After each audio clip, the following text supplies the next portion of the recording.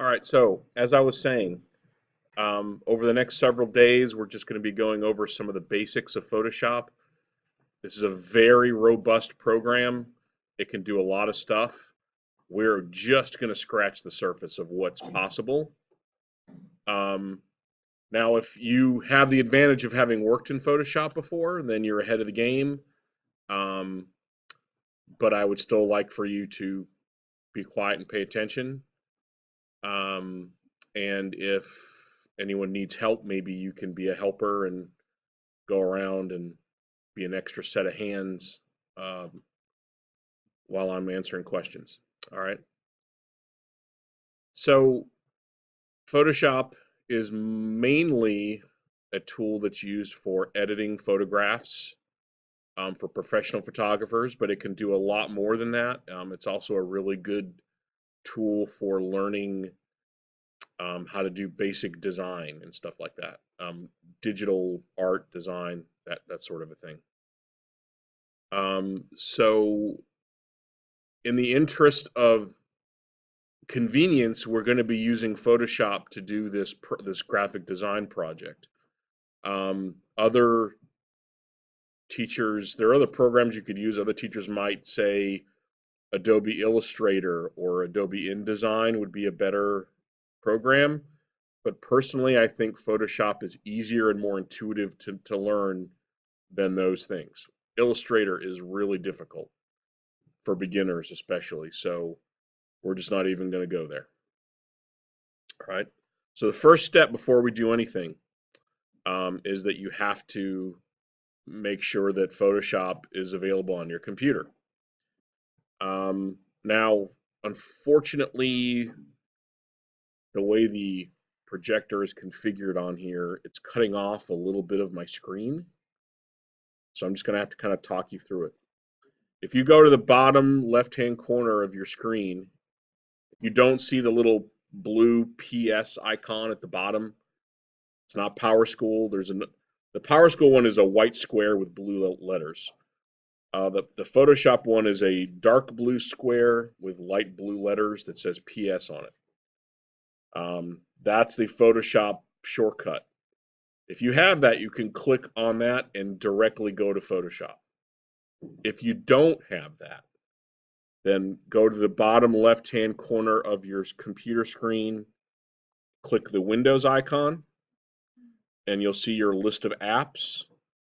Just scroll down until you see Adobe Photoshop, which is a little bit down on the list. Kind of have to scroll down a little bit. It's alphabetical, so there it is right there. Adobe Photoshop CC, I think 2015 is the latest version. All right. Just click on that, and that will also get you there. And then it's going to boot up, and you'll see something like this. This is the Photoshop workspace. Now, if you click on that Photoshop icon, could you twinkle in that? What are you doing? Like constant. Thank you. If you boot up Photoshop and you get some weird window, like somebody just a minute ago said, look, when I opened up my Photoshop, it's telling me I need permission. That should not happen. If it does, you either need to go to stars and have them look at it, or restart your computer, or run your login script. Now, your login script is located, let me minimize this, you can see my really messy desktop here. If you go to a folder called CGHS Tools, which is cut off here, but it should be on your desktop, CGHS Tools. Double click on that, and you'll see login script. This refreshes your network connections. Our copy of Photoshop that we use is something that's available on the Creative Cloud. It doesn't actually exist on your computer per se. It's something that we download and use from the cloud. So if your network connections are messed up, you're not going to be able to access it correctly. So go to login script, just double click on it, and it will, I'll show you what it does. It just does this little quick, it'll say run or cancel, hit run, and it'll just put up a little dialog box and it'll run a bunch of code and nerdy stuff like that. And then basically what that's doing is refreshing your network connection. So you should be good to go. If that doesn't work and restarting doesn't work, then that's above my pay grade. You got to take it to STARS and they will be able to help you. Okay. So hopefully you all have Photoshop up. If you don't worry about it. Just follow along, watch what I do. It'll be okay. All right, so the best way to, I think, go through this is to basically just go through and talk about the things that are relevant to, because you don't need to know all these menus and buttons and things. So I think it's better if I just show you what you need to know and run through it. Okay. So like I said, this is the Photoshop workspace. You will grow more accustomed to it. There are basically three main areas where you're going to access the tools that you need to work. Okay. First, up top, these are the main kind of function menus. This is the main navigation method for doing stuff in Photoshop. And like most programs, it has pull-down menus, and each one is kind of responsible for a different type of function. So this first one, File, this is where you basically access files from your computer and like open them in Photoshop.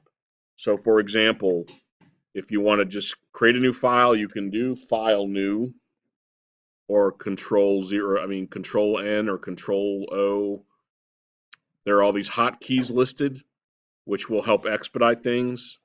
And they're pretty universal, like the same stuff that you do to save or to open something in like Microsoft Word or some other program.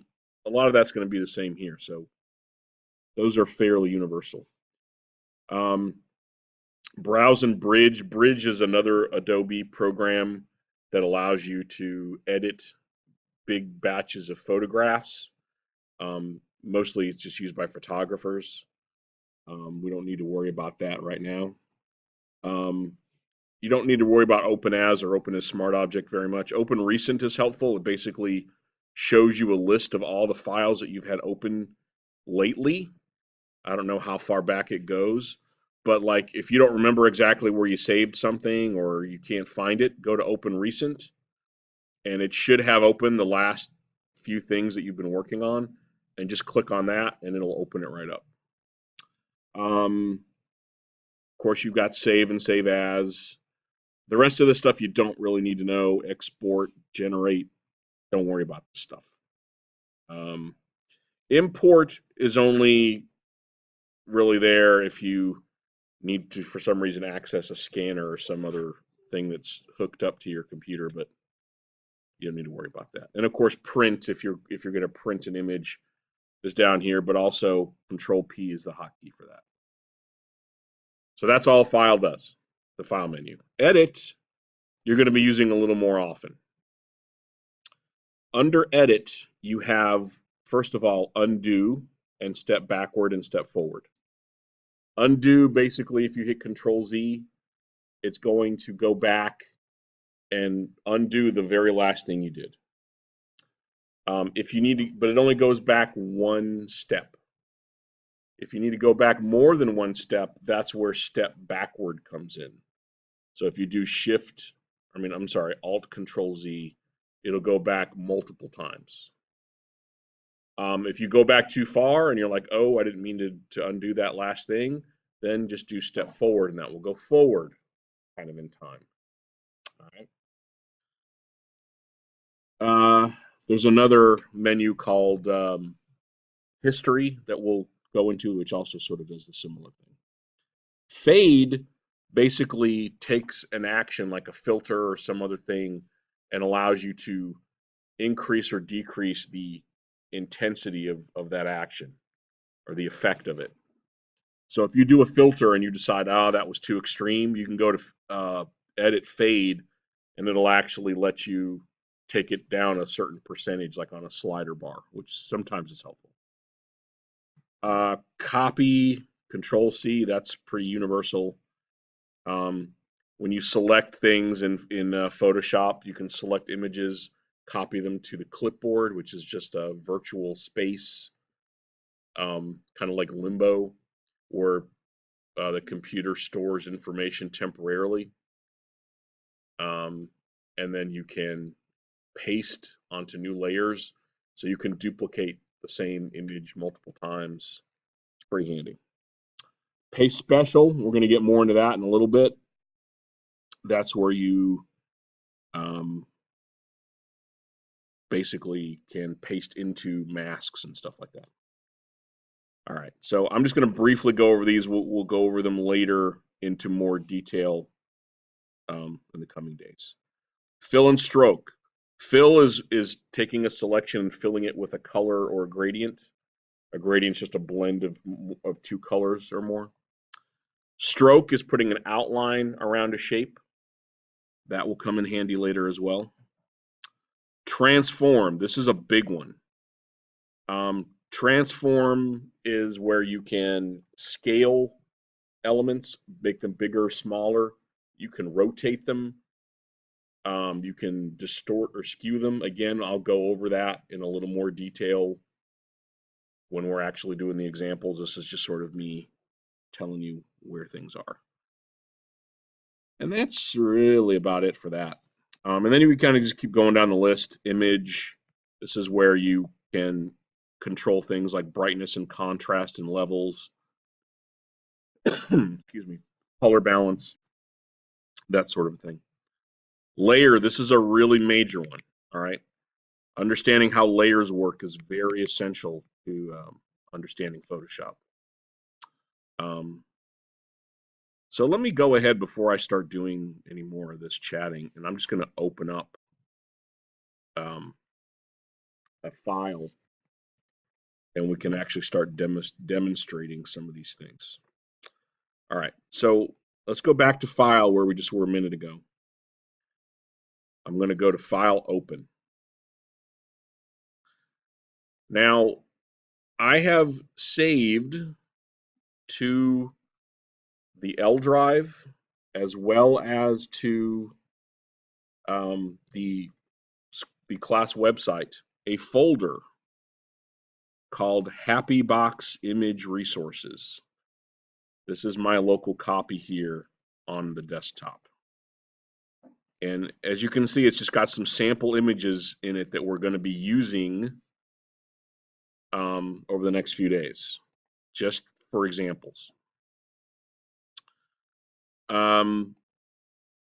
This template file is what we're going to be working with. Let me open that.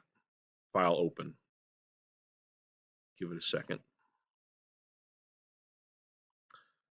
All right. So this is our empty box. This is what we're going to be building our box from. Again, if you want a copy of it, which you will all want to copy to your computer, go. Oh, wrong drive. Lessons. Okay. At the bottom of your screen, which sadly you can't see here on my computer, there's an icon that looks like a manila folder with a blue letter A in front of it, in the corner of it. This is the shortcut to the L drive, which we don't really use too much anymore. I saved stuff here just because, but that's why I also have it available on the website. If you click on that icon, you should see a list of teacher names like this. Okay? If you click on it and you don't see that, then you need to do that login script trick that I showed you a minute ago, where you go to CGHS tools on your desktop and then do login script.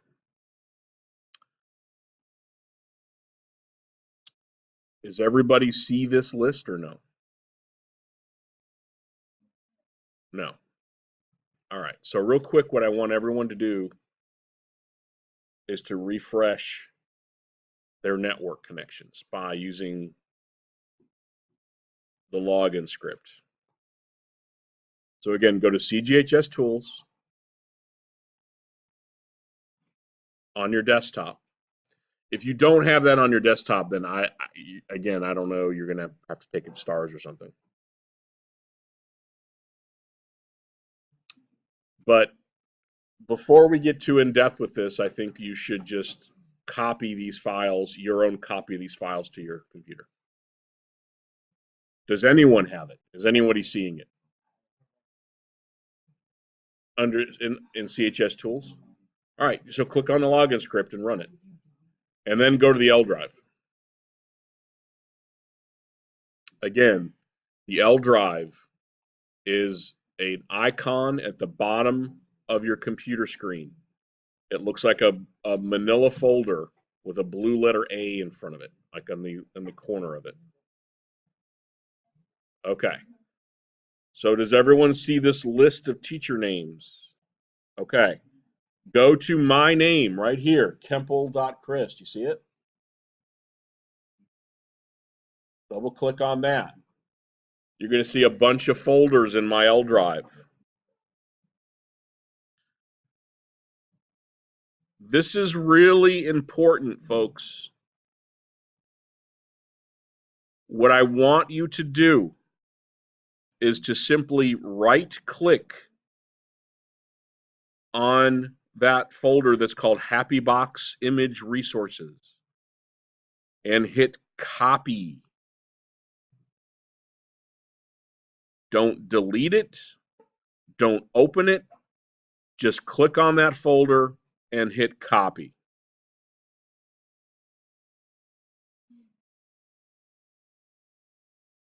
Okay? HappyBox Image Resources. Now, somewhere on your computer, on your desktop, in your documents folder, somewhere where you know where to find it, I want you to right click again and hit paste. That is going to give you your own personal copy of that folder. The reason why I don't want you to open that folder in the L drive or mess with anything in it is because then you're going to overwrite the copies of those files, and then you're going to mess it up for everyone else.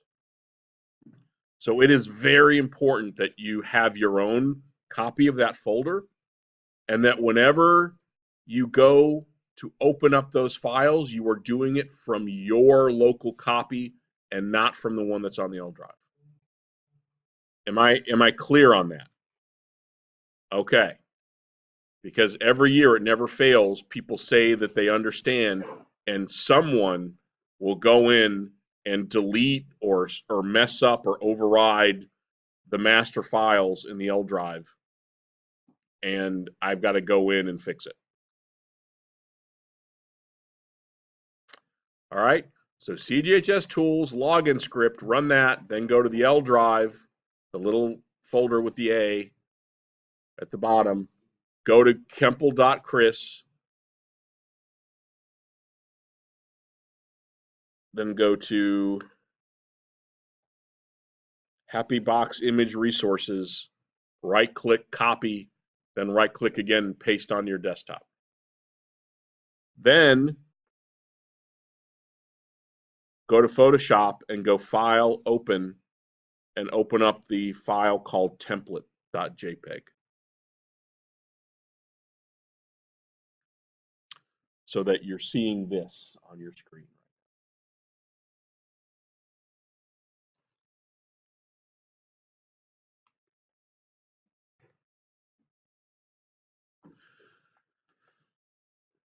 Does everybody have it? Open up the file called template.jpg.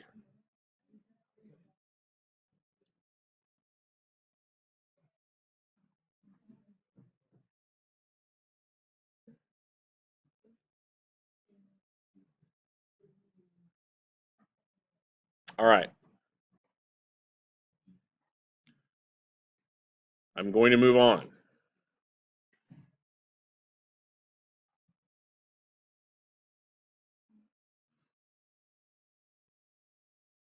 This is your box as it looks flattened out and unfolded. So you are responsible, as I mentioned yesterday, for filling up all four sides of this box with activities. When you come into a classroom late, you come in and you're quiet and you're not disruptive.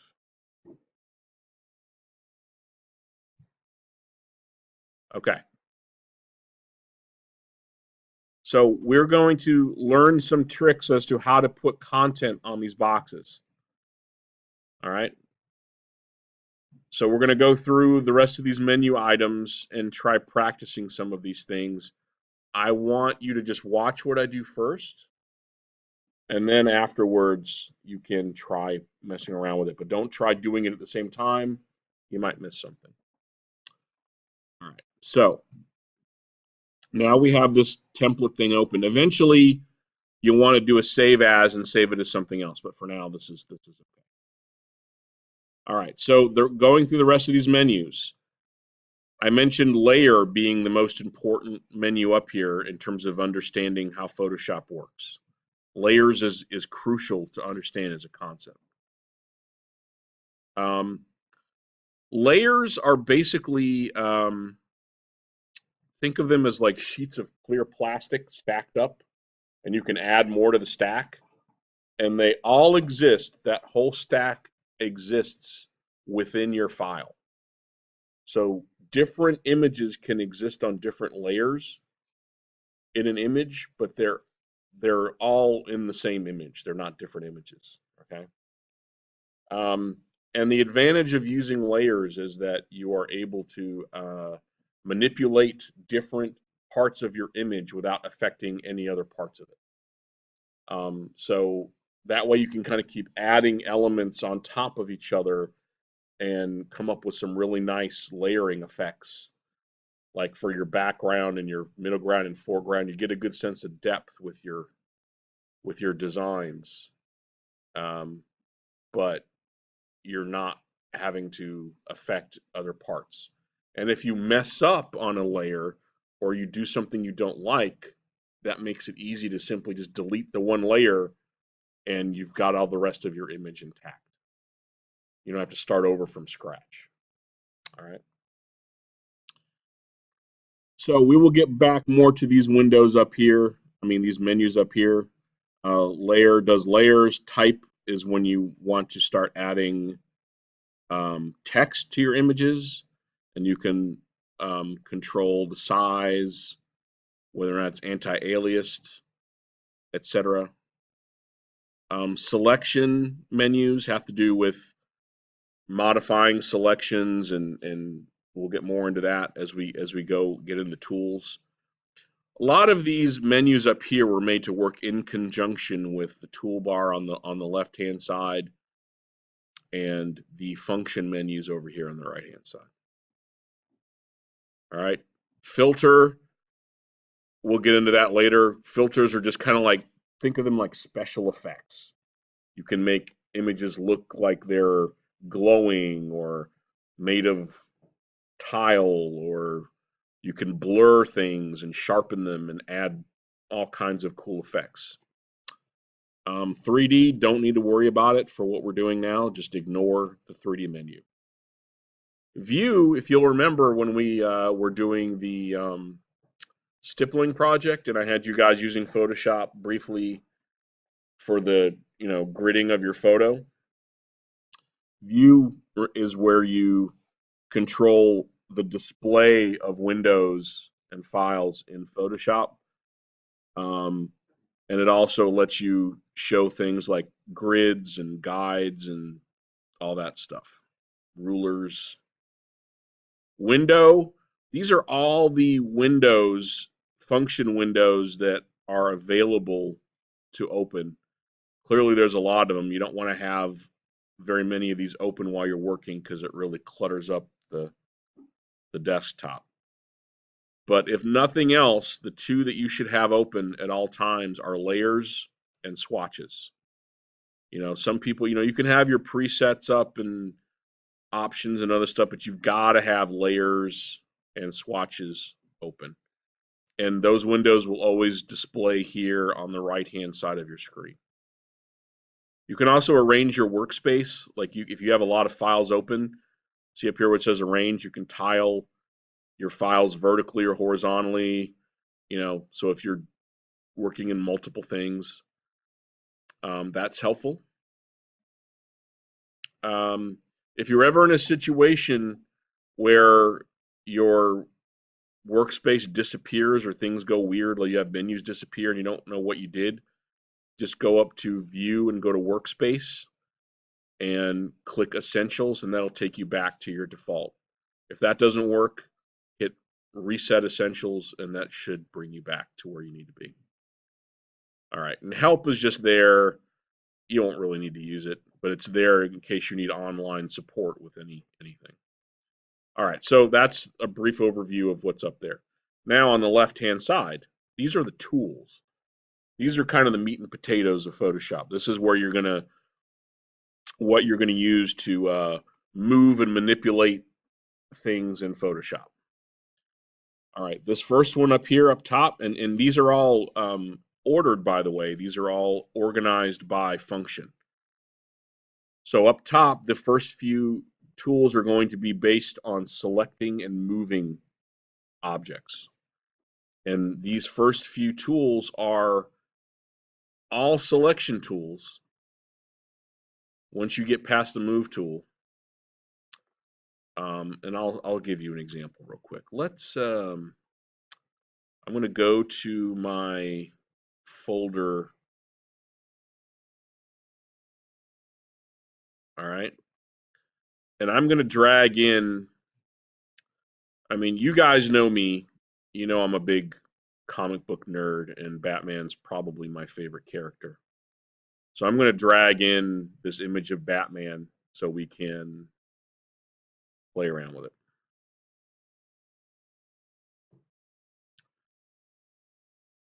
All right, let's go ahead and place that in there. Okay. Now, what I've done here is I have put in another image on top of my template. And if you look down here on the layers, bottom right-hand corner, the layers menu, do you see what happened when I did that? It put in a different layer. Okay. A layer, again, is something that it's like two separate sheets of paper or plastic. Plastic's more accurate because you can kind of see through it. So if I take the move tool and I move this layer, you see how I'm able to move this around independently of the background? That's because it's on a separate layer. If I were to click the little eye icon here on the left-hand side, it disappears. It's still there, but basically it's like turning off a light switch where you can see it then not see it. If I decide I don't want the layer, I can simply drag it to the little trash icon at the bottom, which unfortunately will cut off. The little trash icon there at the bottom. This projector is really annoying. Scooch this up a little bit. There we go. All right, so I can click and grab this layer, drag it around, drag it down to the trash if I want to get rid of it, but I want to keep it. All right, so move, basically just you select a layer and then you just move whatever's on that layer. It's not affecting the background because the background's on a separate layer. All right. Now, selection tools, which are down here, we'll get more of that in a minute. These all do the same thing, these three tools, the marquee, the lasso, and the quick selection tool, all do the same thing, but they do it in different ways. And each one of these, if you see a little arrow in the corner of one of these tool buttons, that means you can actually click on it and it has a pull-out menu. So the marquee tool basically draws a large selection and it lets you affect whatever's in that selection. So the rectangular marquee, if I click it and drag it, you see that? It just draws a rectangular shaped selection. And if I just drag it, you can see that I can affect the shape. I can make it rectangular or square, whatever. If I hold down the Shift key while I'm dragging it, it constrains the proportion so it's just a square, which is helpful. All right. So this is one way to select something. Now watch what happens. Let's say I'll get the, I'll skip a few down and go to the paintbrush tool.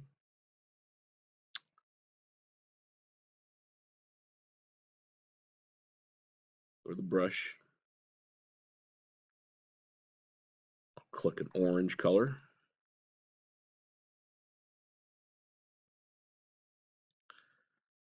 And I'm going to create a new layer because I don't want this on the same layer as the other one. Make my brush size bigger using the bracket keys. Now watch what happens. I'm painting, but I'm only affecting what's inside the selection. If I go outside here and try to color orange, it's not going to do anything because that's what selections do. Selections tell Photoshop, look, only pay attention to what's inside this little dotted line here. That's all the selection does. It's telling Photoshop, ignore everything else and just focus on this area. If I decide I don't want that, I undo it. The other thing I can do with the selection, if I have the selection tool still available, I can click inside it and move it around to other parts of the image. Now watch what happens when I do this. If I hold down Shift, see that little plus sign that forms on my cursor? That allows me to add to the selection. If I hold down the Alt key, it subtracts from the selection. Now if I were to take the Move tool and try to move this, it's going to tell me there's nothing there because I'm on a different layer. If I go back down here, that's not working the way I thought it would. What's going on with this?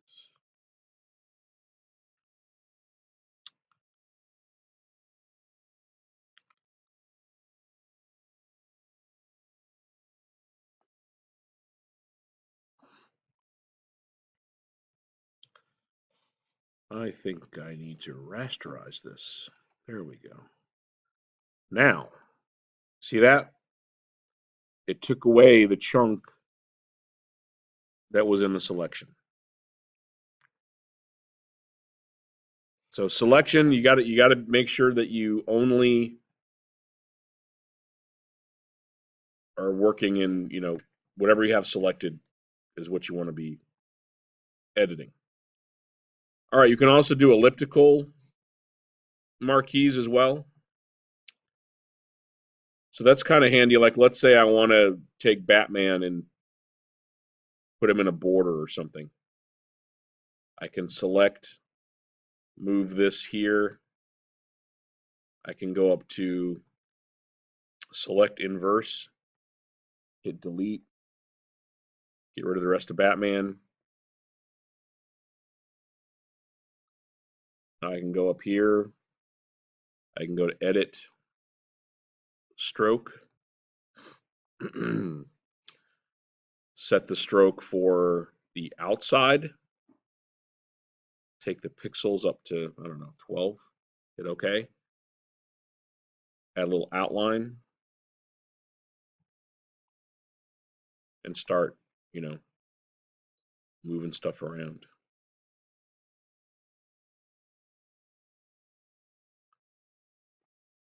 All right. So that's the marquee tool. Now, the next selection tool is the lasso tool. This does the same thing, but instead of drawing a shape, it's going to let you draw freehand. So the lasso tool, see that? I'm just drawing a shape. But if I go back to where I started, watch what happens to the cursor. It closes and it creates a selection.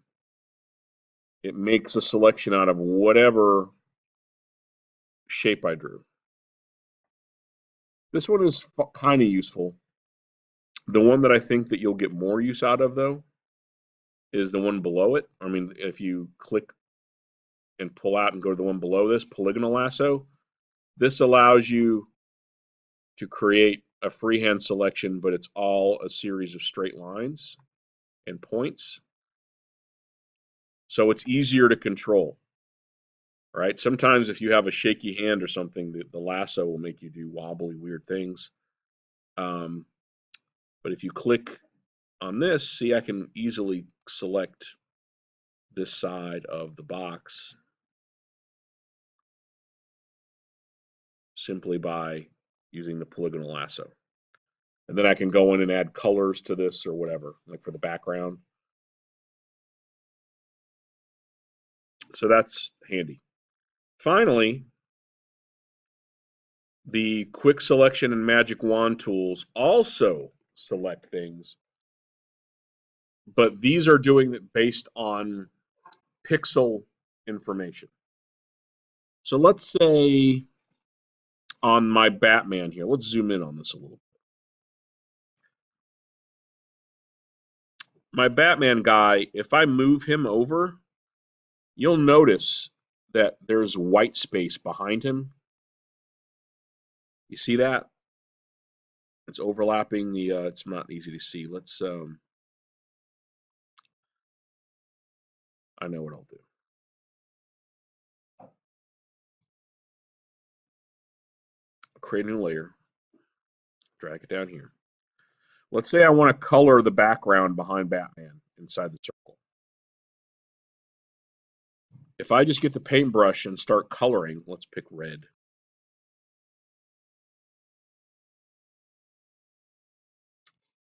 Layer.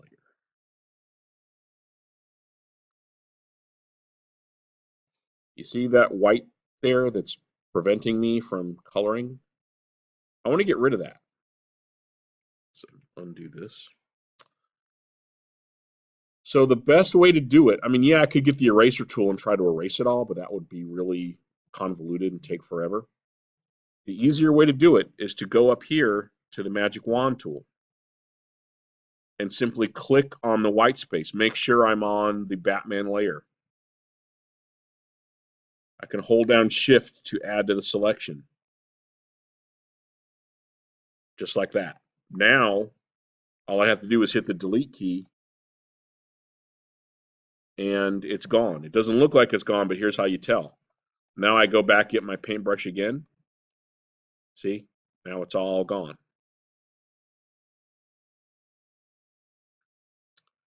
Now that's looking pretty sharp. Okay. So that's what the magic wand does. It selects areas based on color. So if you have like an area that's like all flat color and you want to get rid of it, magic wand is what you use. Now, the other tool that is bundled with the quick selection tool, this is a little different. This is when you want to select something that has other colors around it, like if you want to isolate something within a photograph. So let's get another example here. Let's go back to my Happy Box image resources folder. This time I'm going to pull out Robin.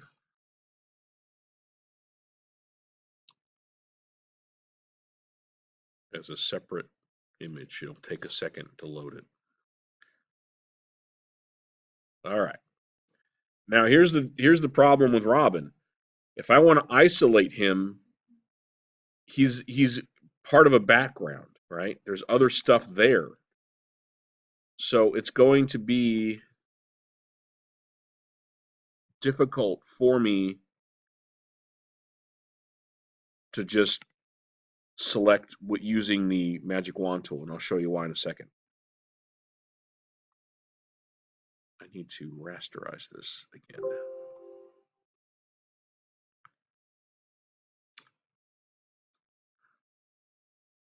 Okay, first I got to place it. Then I got to rasterize it. Okay. So here's my magic wand tool. If I click with the magic wand, you see what it's doing? It's the selection's bleeding into his mask and his hair, and it's hard to deal with. So what I want to do instead is switch over to my quick selection tool. And what that's going to do is start creating a gradual selection. So I can just click and drag, and you see it's only selecting the pixels that are near where my cursor is. And if I go slow enough, I can gradually select. It takes a little patience, but eventually I can select the parts that I need. I can zoom in a little bit, and so I can see some of these edges better because these are kind of tricky. The nice thing about any selection tool you use is that you can combine them. So right here, I'm starting to get, see it's selecting more than I want it to. Let me undo that. So what I can do instead is switch over to my lasso tool now. I'll go back up here. I'll do polygonal lasso. And if I hold down Shift, you see how the little cursor changes to a plus sign? That means I can add to the selection. And I can just get that little sliver of the back of his head. The only trick is I've got to come back to where I started. And you'll see the cursor change from a plus to a little circle, which means I'm closing the selection. If I hold down the Alt key, I will subtract from the selection. And see, pretty soon I can select the parts that I need. Then I can, once I have it all selected, I can drag it over, get rid of it, whatever. Or I can do select inverse and just delete the background. And there's Robin isolated, at least part of him. Not the whole thing, but a chunk. All right.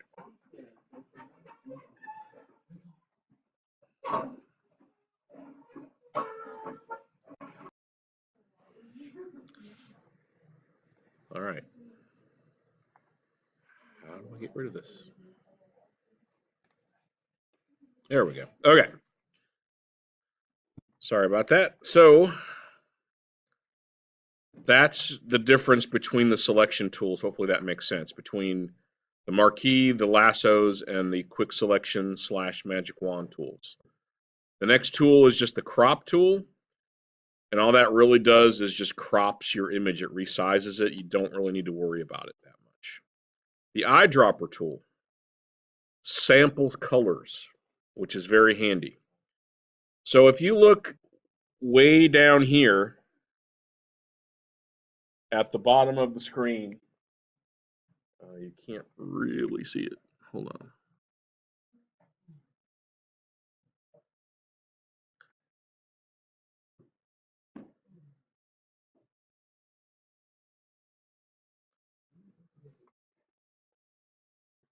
Oy.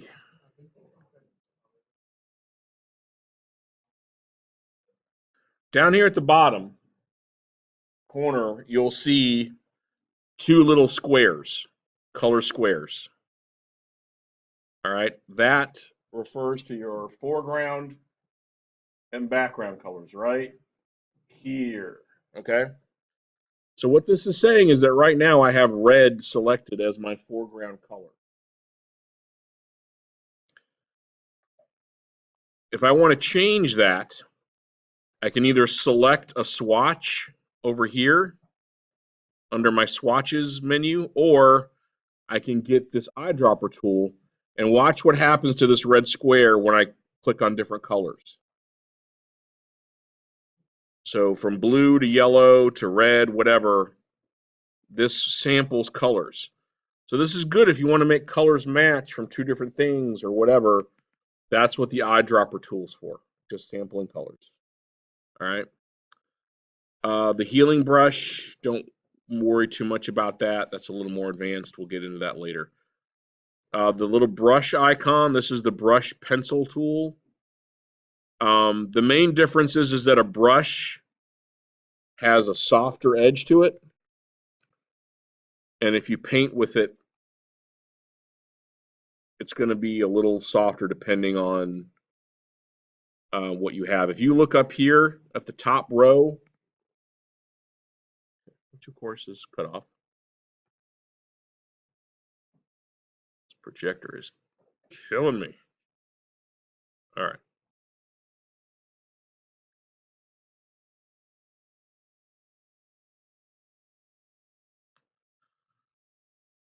Up top here, you're going to see option menus. So for whatever tool you have selected, it's going to change. All right. So right now, these are the different types of brush edges I can do, and I can resize the brush here. I can change the hardness of the brush. I can change the type, whether it has a chisel end or a smooth end. So that's, see how now if I go back and make it bigger, whoops, make my brush size bigger. See how soft that is? It's almost like an airbrush. Okay. So that's the brush tool. And then the pencil tool is the same thing, except it has a very sharp edge to it. So that's all that is. I think we'll stop for today and continue tomorrow. What I'm going to do is post these on YouTube, and I'll give you the links to them. So if you want to review any of this stuff, you can go back and rewatch them. Did anyone have any questions or anything? Is everyone getting this so far, or are you overwhelmed? Are you confused? Are you scared and angry? Are you what? You doing all right? All right. I'm telling you, if you don't understand this, go back and watch the videos. That's the best way to review. I'm afraid there's no other way to do this. It's just trial and error. So tonight, go back, and if you want to, follow along with the videos and maybe try some of these things, and they'll start to stick with you. Because again, this week, this is what we're doing. We're just going through and learning some basic skills. And then next week, that's when you can actually start having to put these into practice. Okay.